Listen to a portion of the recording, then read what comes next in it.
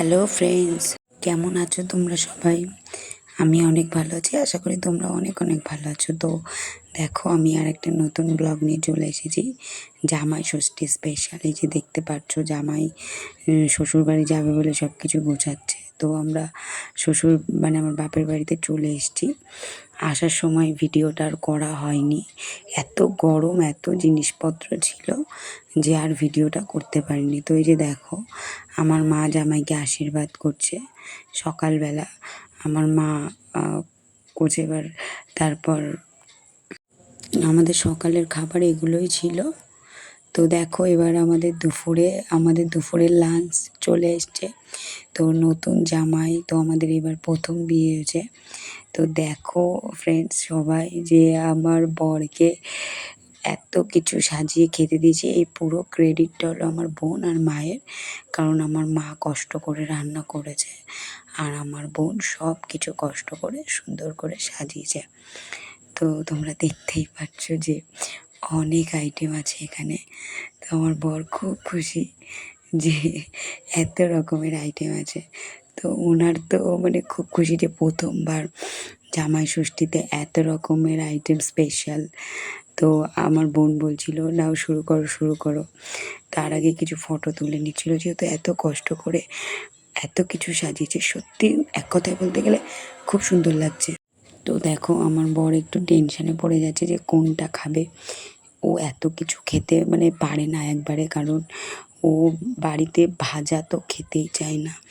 তারপরে ও ভাবছে যে, তো তোমাদের একটা কথা বলি, আমি ভিডিওটা আপলোড করতে অনেকটাই লেট করে ফেলেছি। কি করব ফ্রেন্ডস বলো, আমার বাপের বাড়িতে একদম নেটওয়ার্ক নেই, প্রচুর প্রবলেম ছিল, তাই জন্য আমি ভিডিওটা আপলোড করতে পারিনি। তো যদি কোনো কিছু ভুল হয়ে থাকে বা কোনো কিছু খারাপ লাগে, তার জন্য আগে থেকেই সরি বলছি।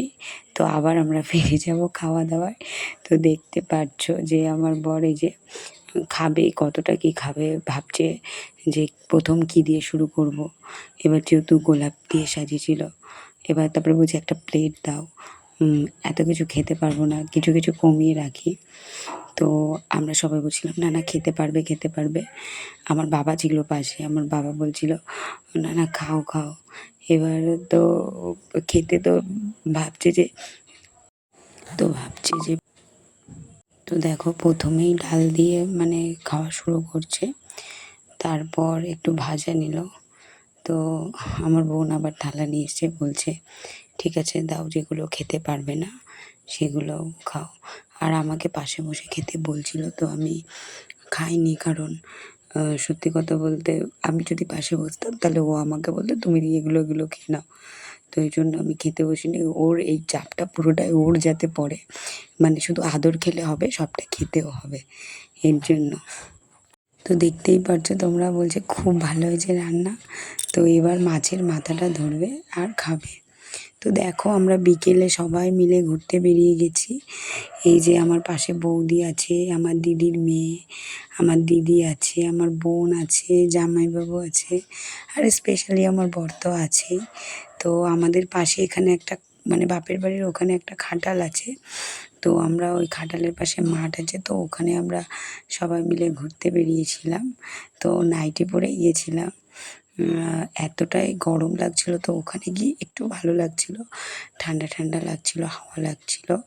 তো দেখো, আমরা আবার ফেরার পথে, এই সন্ধ্যা এখনই হয়ে যাবে, তো আমরা ফিরে যাব। তো ফ্রেন্ডস, ভিডিওটা কেমন লাগলো সবাই জানাবে।